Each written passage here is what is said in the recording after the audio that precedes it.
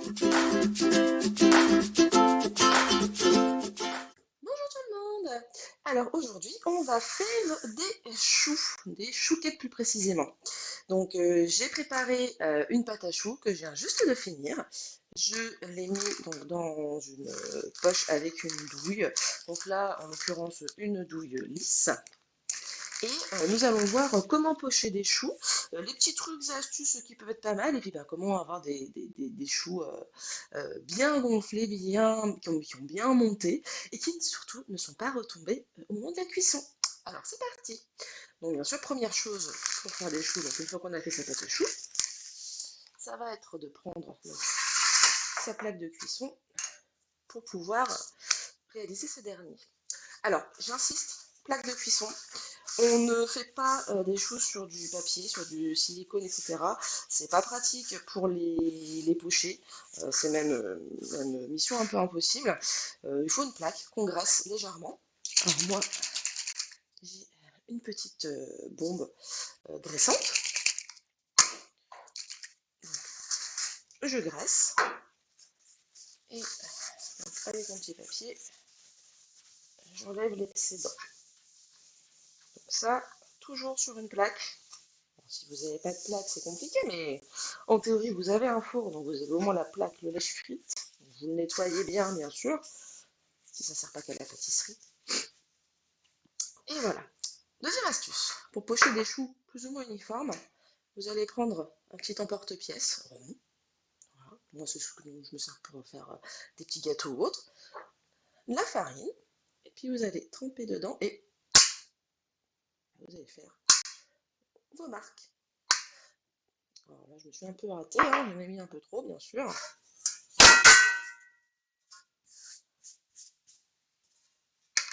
Alors, on fait ça parce que c'est plus simple. On peut pas faire ça. Enfin, on peut pas faire ça.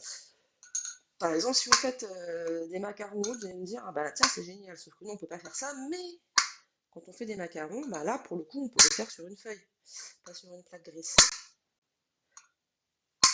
Donc, quand on met une feuille, on utilise cette technique, sauf qu'on fait au stylo. Hop.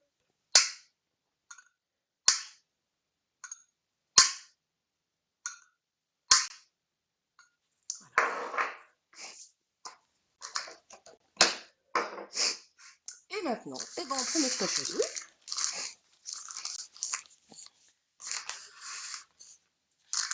Je l'ouvre. Hop.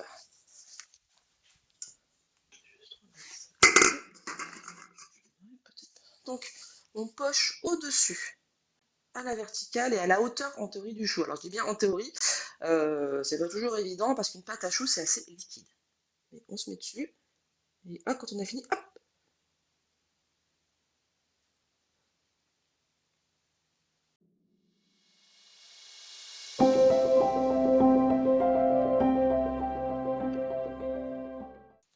Voilà. Alors, bon, c'est pas toujours top, mais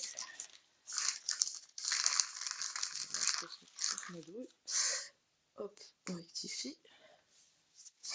Donc je vais allumer mon four. Je n'ai pas allumé, j'aurais peut-être dû pour gagner du temps.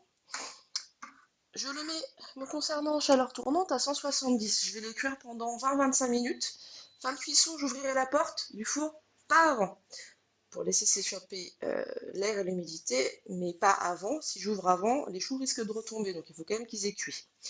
Là, je vais faire une petite courte pause, un petit montage incroyable. Vous allez être stupéfait, moi aussi, parce que mes talents de montage ne sont plus à démontrer. Mais parce qu'en fait, là, j'ai poché mes choux sur ma plaque. Je vais faire des chouquettes. Donc, qui dit chouquette, dit sucre en grains. Seulement, comme mon four n'est pas encore prêt, une fois que les choux vont être couverts de sucre, il faut les enfourner tout de suite. Il ne faut pas les laisser au contact du sucre trop longtemps.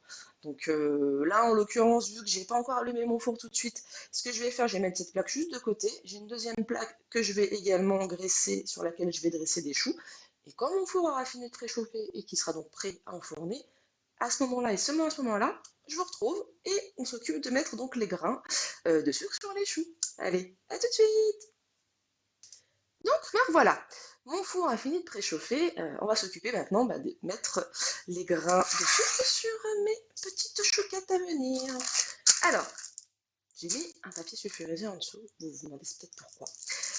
Eh bien, parce que je vais récupérer mes grains, parce que faut rien perdre, et parce qu'aussi, la technique que je vais utiliser va vous étonner ou pas. Ça dépend de votre niveau de pâtisserie.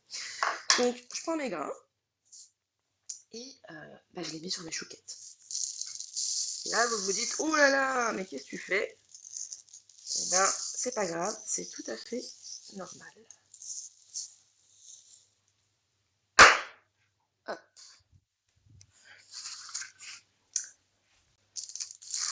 Hop. Alors, sur l'autre plat, je ferai une autre technique. Donc, je vais peut-être me mettre dans l'autre sauce parce que vous n'avez pas vu. Mais en fait, j'ai tout reversé. Et désolé pour le bruit, mais j'enlève le maximum de grains. Alors, si vous aviez fait ça sur une feuille, vous auriez été un peu dans la panade. Petit jeu de mots de pâtissier. Pourquoi? Parce que c'est pas très pratique de faire ce que je viens de faire si vous faites ça sur un papier sulfurisé, sur un tapis de silicone ou autre. Vos choux, ils vont peut-être accrocher à votre feuille, mais votre feuille elle va se casser la gueule. Pardon pour le mot, mais c'est un peu l'idée. Donc là, voilà, mes choux n'ont pas bougé, donc c'est bon. Cette première plaque est finie, je passe à la suivante. Je la mets de côté. Avant ça, j'ai mis ma petite feuille qui me permet de récupérer les 3/4 de mes grains.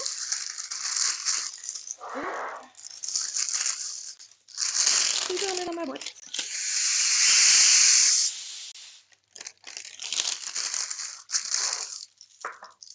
Deuxième fournée. Alors, je vais prendre une cuillère pour faire ça un peu moins grossièrement cette fois-ci. Voilà. Mais je verse toujours énormément cette fois-ci que sur la première rangée. Alors oui, on voit plus les choux, mon Dieu. Lancer un avis de recherche chez Pradel. Hashtag blague de vieux. Et alors là, la technique, on va faire sauter les grains. Voilà. Et après, on va. Bon, alors c'est un peu compliqué de pas en mettre partout quand même, hein. On va pas se mentir. Et ben voilà.